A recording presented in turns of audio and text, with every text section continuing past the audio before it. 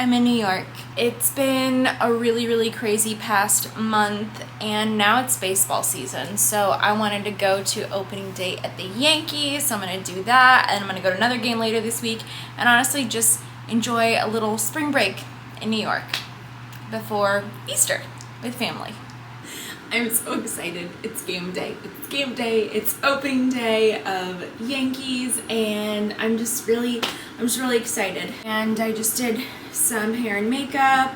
I put in one row of Irresistible Me extensions just because, you know, it's opening day. It's opening day, and I want to feel great. I want to feel great, and I love voluminous hair. I'm going to lose, and I'm going to change there because he bought me a bunch of Yankees outfits, so I'm just going to wear one of those, and then we're going to go to the game.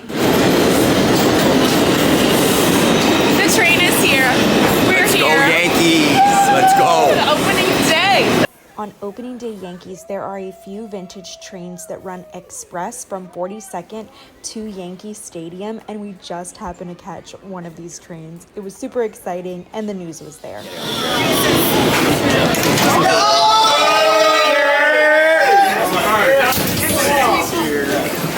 I didn't even know what a treat today would be. Like, what an Opening day, going to the Bronx, special train. I think this is like from like the 40s. So what could be better? Look at this place. Let's go Yankees. If you're going to a Yankees game, you have to stop by Billy's or Stan's. We usually go into Billy's about an hour before the game, and then of course we go into the game, and we sat in the bleacher creature section, which is really fun. It's a great time, lots of good energy, and you're always going to make new friends there. Yesterday was so much fun at the Yankees game. Today I've just been working, and that's basically it. Just editing all day. It's a new day, and Lou invited me to brunch, and then I forgot that I had clients today. I slept in this morning later than I should have.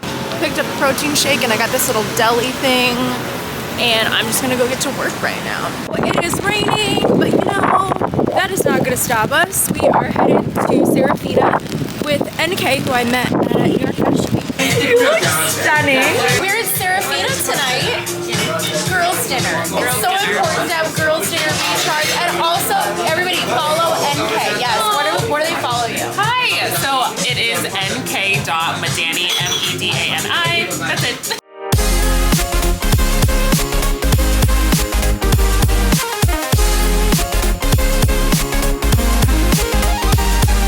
There is a private bathroom. Yes. I don't know how to say it. Whatever you want to call it. Private bathroom. There is a private bathroom here. We were in line, and the sweetest Long line.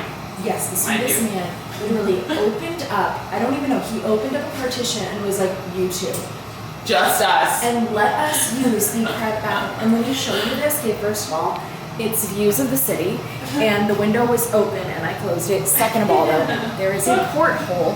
Look, that's where everybody is at in line, and this man let us go, and we didn't even ask, and he was so sweet and just said, "We can go to the restroom here." Friends, it is so bright and sunny. I literally just opened the shades. Last night was so fun, and I decided to sleep in today. And I got up and I created some content for Irresistible Me for their ponytail extension that they sent me. Then I just need to get back to work. So it's a pretty just relaxed Sunday. I got my muscle milk, and now I'm gonna walk to Joe and the Juice and just work there. I don't want to stay in my hotel all day.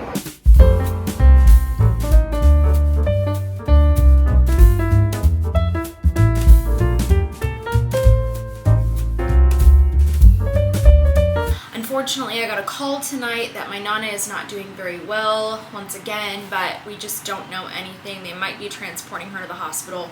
So right now I'm just kind of waiting to see, do I need to look at flights again? Hopefully that's not going to be the case. Hopefully she's going to start improving.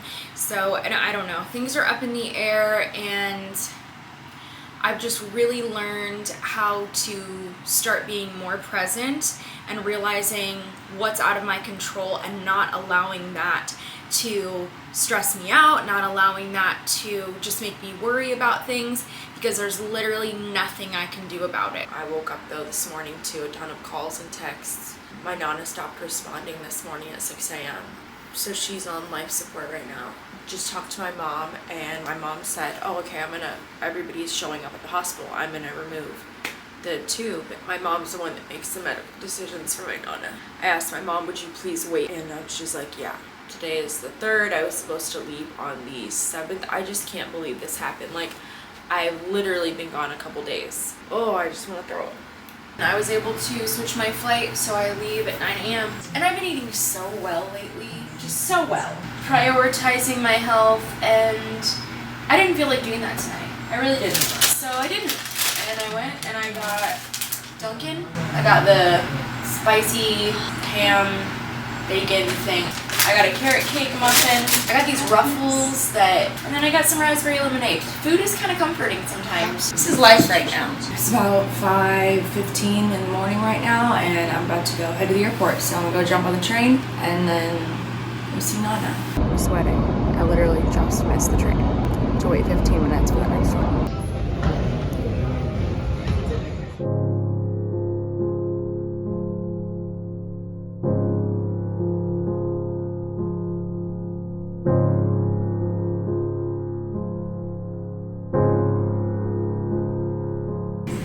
I am learning so much from this entire process. This is not like with my thought that he fell asleep, but with Nana, we removed the tubes at 6 p.m. and we didn't know what was going to happen. She's been breathing on her own.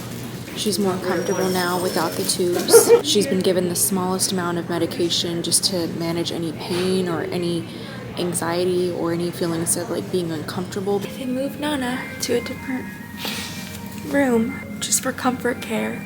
This is my setup for tonight. I'll show you. They were really nice, and they gave me some sheets and a blanket. Everybody went home. I wanted to stay with Nana, and if anything changes, I will call the family so they can be here. It's almost midnight, so I'm just gonna kind of lay my head on the pillow and lay beside her. I've been awake for almost 24 hours.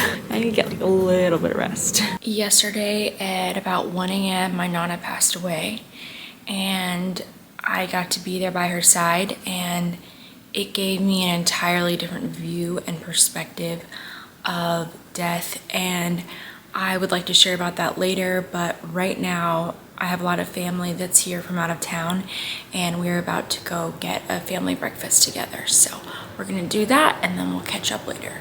Look at us. Our family breakfast. Yay! Yeah. So glad you're here. This experience was so unique, and it's gonna sound crazy, but it was such a blessing in my life because it was something I feared for so long and I prayed about for so long. Everybody left at about 11 p.m. I got to sit with my Nana and hold her hand and talk to her. I was laying there and I was about to go to sleep, and there was a chaplain at the hospital that came back in and was talking to me and just gave me some extra information about my Nana and all of her health conditions to share with my uncle, who was having a really, really difficult time with all of this. And so her and I were speaking for about an hour, and the crazy thing is before she came in, I spoke to the nurse, and my Nana had been given some medications to make her more comfortable. I asked the nurse, what am I going to witness tonight? Like, what's going on? Because she was intubated. We pulled that intubation at 6 p.m. and by this time it was 11, and they had told us it can take anywhere from hours to days for somebody to expire, essentially. And the nurse said, you can call us over if her heart rate and breathing is going to increase, which is very common. She may start grimacing in her face. She may start moaning, making different sounds. And at that point, you call us over. We talk to a doctor about making her just like more comfortable. So that is literally what I had braced myself for. That is not what happened. So I was sitting, just talking to the chaplain. She was so sweet, just telling me kind of like her life story. And I was just enjoying time sitting there with her. And then I could hear, Nana's breathing was actually getting better, which made sense. They did give her medication to help with that. And it just got better and quieter. And then the nurse popped her head in, and really she shouldn't have, because they only check on patients that are at end of life once per shift. They only check vitals, and they had already checked her vitals.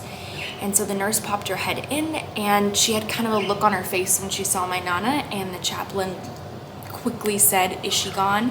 And we all looked, and I jumped up and I held Nana's hand, And I just talked to her and told her how much I love her and how excited I am that she's gonna be with Tata. And it was so peaceful and quiet.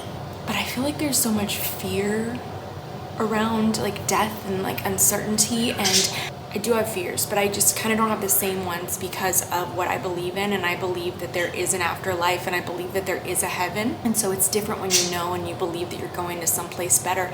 But still, a lot of people don't have, like, I would say great, if you can, like a great death experience. And I was just like there and prepared for anything. I didn't care. I knew it would be hard for me to watch it, but I was more concerned with her and her comfort. And I was just so surprised how peaceful it was and how calm it was. And it was just everything I prayed for. And I hope that, like, if you have to experience that with a loved one, that you could see that as well. And all I could say is just pray for that, for them, for the people that you love, because it's out of our control. It wasn't scary. As strange as it sounds, it was actually really beautiful just to be there with her. Actually really grateful for this whole experience.